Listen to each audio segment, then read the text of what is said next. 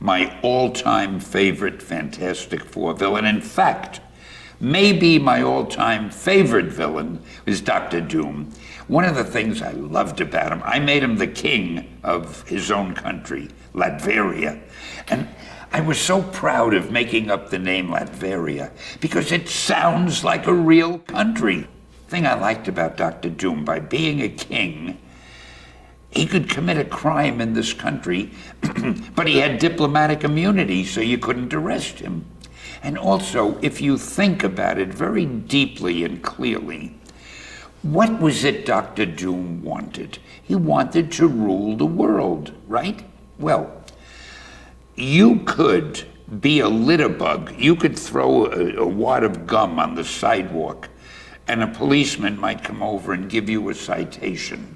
Or you could be a jaywalker and you'd get a ticket. But you could walk up to any cop and you could say, "Officer, I'd like to rule the world."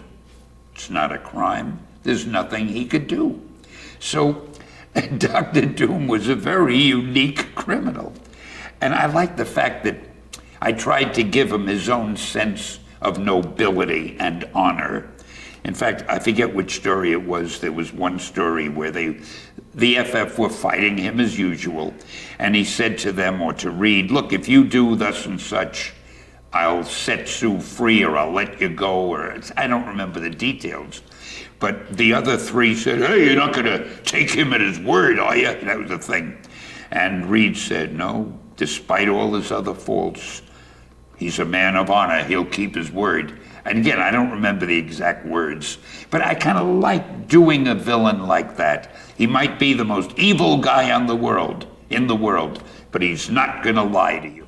And again, a lot of credit goes to Jack Kirby. All I did was describe what I wanted and how I wanted him to act and be. But when Jack drew him, you couldn't get a better looking villain than Dr. Doom, with that little cowl over him and the armor. And Jack always used to say, "Stan, the reason he concealed his face is because he basically looked like you." Jack and I sometimes had a relationship like the Thing and the Human Torch. I had fun writing all of them. I just loved every one.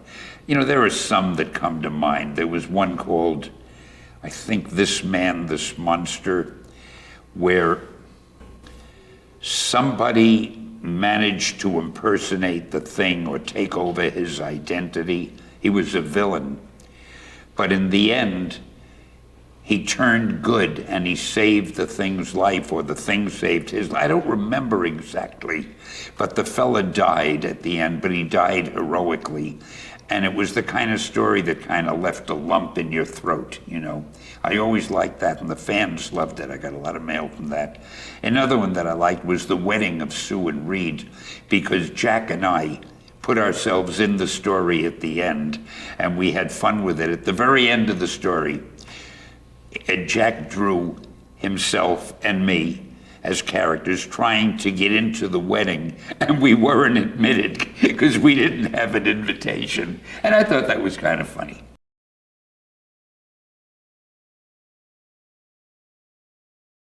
Now, they're all my favorites. I love Reed because he was so boring and so serious, and yet he was there in a pinch. You know, he was a true hero. Obviously, I love the Thing. I mean, he's got to be my favorite, I guess. But I love Johnny. I love the Human Torch, and I love the fact that he was always pulling tricks on the Thing, and he was always really not wanting to be a big hero. If only he could have been out with his girlfriends, he'd have had a better time. And Sue was great because she was as brave, as courageous, had as much power. That force field of hers saved them so often. And the fact that she could turn invisible, and I love that. I loved them all, but I guess the Thing was my favorite. I'm the smart one now. Yeah, I'm the dumb one. Hey, don't call my Thing dumb. Here we go. Jump. I can jump. Watch me have him jump over there. Jump! This is fun. Jump! There we go. A giant Jump. spider to fight. Oh, okay, now let's get that. Do you want to handle him first and I'll be back up for you? Yeah, yeah. Go ahead. I'll cover you from here. All right. I'm going to hit somebody. Yeah, I'm hitting him hard. Who am I hitting hard? You're hitting that tree. Well, boy, that tree isn't going to mess with us anymore. All right, back we go. Oh, now you had the thing jump. Yeah. Jump Oh, into it. wait a minute, why does he jump further than Reed?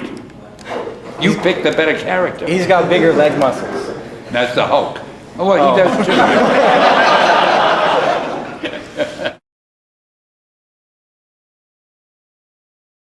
You know, I wouldn't know which to choose. There are so many comic book superpowers. The first thing, of course, that comes to mind is strength. And then maybe speed. And maybe mental telepathy or telekinesis. I mean, how do you know which is the best? Maybe the one I'd pick would be immortality. Probably to a young kid, the first thing he'd think of would be, I want to be strong. Maybe as you get older, you say, I'd like to be as smart as Reed Richards. And maybe at some point you say, oh, if I could only fly through the air like the Human Torch. So it depends on what stage of life you're in.